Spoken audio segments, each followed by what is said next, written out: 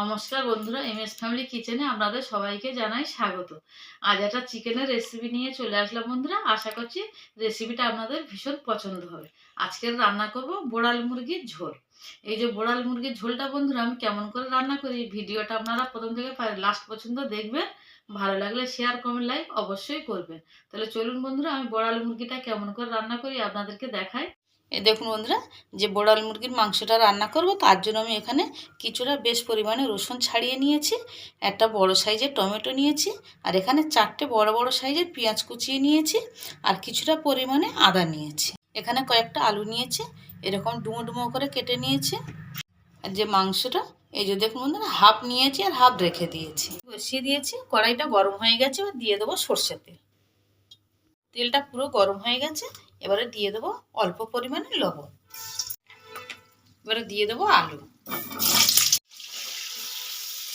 এবারে আলুর মধ্যে দিয়ে দেবো অল্প পরিমাণে হলুদ গুঁড়ো, দিয়ে আলুটা আমি ভালো করে লাল লাল করে ভেজে নিই। এই দেখুন বন্ধুরা, আলুগুলো আমি লাল লাল করে ভেজে নিয়েছি, আর সব আলুগুলো আমি তুলে নিই।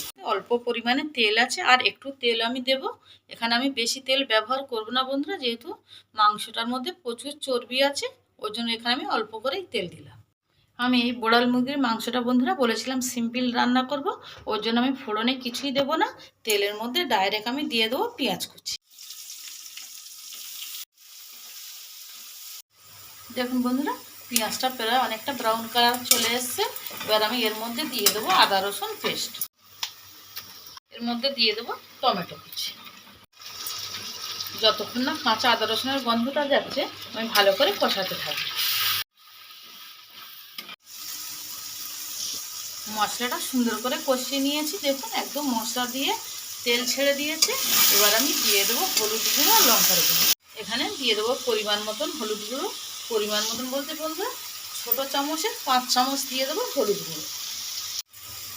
এখানে দিয়ে দেবো লঙ্কার গুঁড়ো একই চামচে, এখানে দিয়ে দেবো আমি 3 চামচ লঙ্কার গুঁড়ো। এখানে আমি কোনো কাশ্মীরি লঙ্কার গুঁড়ো ব্যবহার করছি না, ঝাল গুঁড়ো লঙ্কার ব্যবহার করছি, তার জন্য আমি এখানে 3 চামচ লঙ্কার গুঁড়ো দিলাম।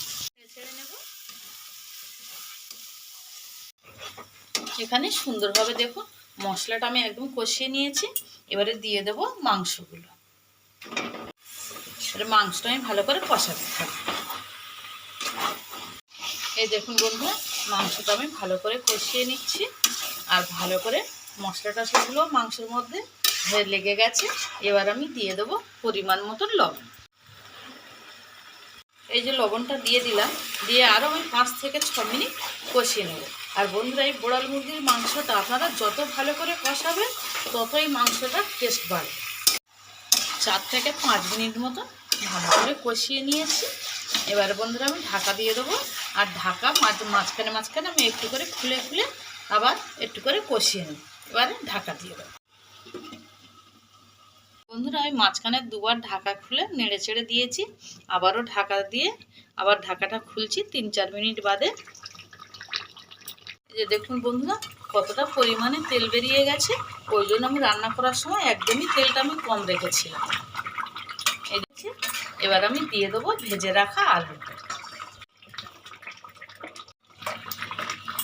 গ্যাসের ফ্লেমটা আমি মিডিয়ামেতে রেখেছি। আর বন্ধুরা, আজকের এই বোড়াল মুরগির রেসিপিটা আপনাদের কেমন লাগলো আমাকে কমেন্ট করে জানাবেন। আর যারা আমার চ্যানেলে নতুন বন্ধুরা আছেন, যারা আমার চ্যানেলটাকে এখনও সাবস্ক্রাইব করেনি, তারা অবশ্যই আমার চ্যানেলটাকে সাবস্ক্রাইব করবে, করে আমার পাশে থাকার অনুরোধ রইল। আরও 5 থেকে 6 মিনিট মতন ভালো করে কষিয়ে নিয়েছি। এবারে শুধু তেলটাই আছে, একদম মশলা থেকে মাংস থেকে পুরো তেল ছেড়ে দিয়েছে। এই দেখুন বন্ধুরা, এবার আমি দিয়ে দেবো পরিমাণ মতন জল।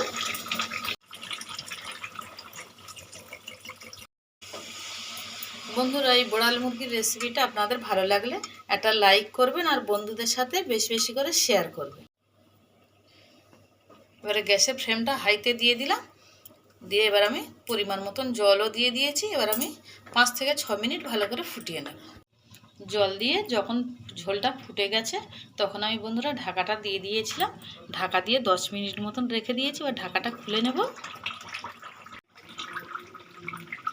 এই দেখুন বন্ধুরা, কালারটা কত সুন্দর হয়েছে, আর রান্নাটাও হয়ে গেছে। আপনাদেরকে আমি নেড়ে দেখাচ্ছি একটু।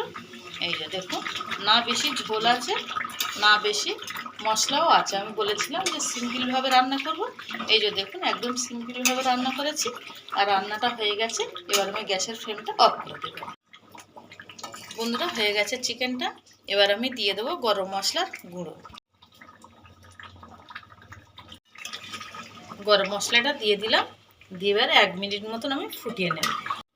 বন্ধুরা, হয়ে গেছে বোড়াল মুরগির ঝোল। আর ভিডিওটা প্রথম থেকে লাস্ট পর্যন্ত দেখার জন্য আপনাদের অসংখ্য ধন্যবাদ।